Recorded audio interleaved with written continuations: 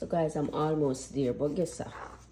I would never recommend this to somebody, and I don't think I'll ever do this again because it's not easy. It's not for the weak. No.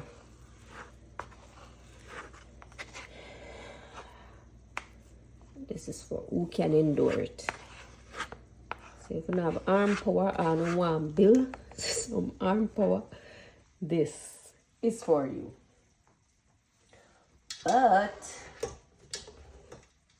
if you're not care for this, like myself here, leave it alone. Whoa!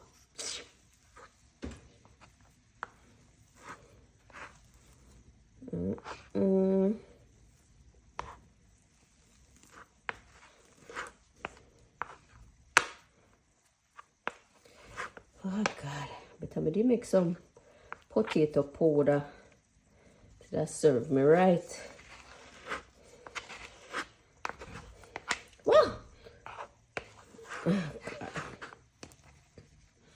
All right. So this is it for me. Use the spatula now to wipe off this.